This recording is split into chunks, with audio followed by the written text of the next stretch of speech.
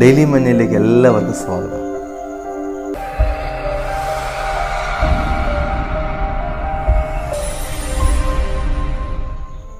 സാധാരണയായി ഫ്രീ കിട്ടുന്ന ഇടങ്ങളിലേക്ക് ആളുകൾ കുതിച്ചു പായാറുണ്ട്. ഫ്രീ ആയി കിട്ടുന്ന സാധനത്തിന് സാധാരണയായി ആളുകൾ വില കൽപ്പിക്കാറില്ല. അതെ, ഒരു നാൾ ഒരു കാശിന് 2 കുരികിലിനെ വിൽക്കുന്ന ഒരു കാലമുണ്ടായിരുന്നു. ആ കാലത്തെക്കുറിച്ചാണ് യേശു പറഞ്ഞത്. യേശു പ്രകാരം പറഞ്ഞു, എന്നാൽ അവയിൽ ഒന്നിനെപ്പോലും ദൈവം മറന്നു പോകുന്നതേയില്ല. അതേ പ്രിയപ്പെട്ടവരെ, ആ ഒരു കാശിന് 1 കുരികിലിനെ സാധാരണ വിൽക്കാറ്. എന്നാൽ അതോടൊപ്പം വിൽക്കുന്ന 2ാമത്തെ കുരികിലിന് ആളുകൾ വില കൽപ്പിച്ചില്ലെങ്കിൽ പോലും ദൈവം അതിന് വില കൽപ്പിക്കുന്നു. അതിന് നിലത്ത് വീഴുവാൻ ദൈവം അനുവദിക്കുന്നതേ ഇല്ല എന്ന് യേശു പറയുകയുണ്ടായി.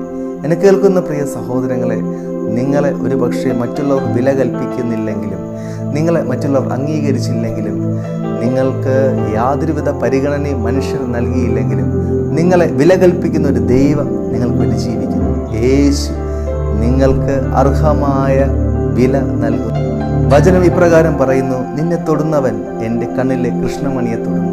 പ്രിയപ്പെട്ടവരെ, യേശു കർത്താവ് നിങ്ങളെ ഇപ്രകാരമാണ് കാണുന്നത്. അവിടുത്തെ കണ്ണിലെ കൃഷ്ണമണിയേക്കാൾ വിലയേറിയതായി നിങ്ങളെ കാണുന്നു. അത്രമാത്രം നിങ്ങളെ സ്നേഹിക്കുന്നു.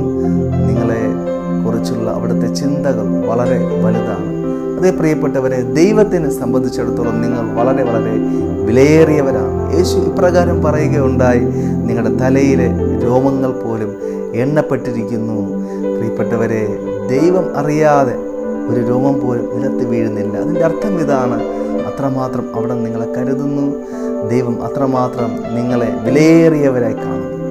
നീ എനിക്ക് വിലയേറിയവനും മാന്യനുമായി തീർന്നിരിക്കുന്നുവെന്ന് ദൈവത്തിൻ്റെ വചനം പറയുന്നു. അതേ പ്രിയ സഹോദര സഹോദരി, നിങ്ങൾ ദൈവത്തിന് വളരെ വിലപ്പെട്ടവരാണ്, വളരെ വേണ്ടപ്പെട്ടവരാണ്. ആ യേശു കർത്താവിനെ സ്നേഹിക്കുക. അവിടുന്ന് നിങ്ങളെ മാനിക്കും, നിങ്ങളെ വഴി നടത്തും. God bless you.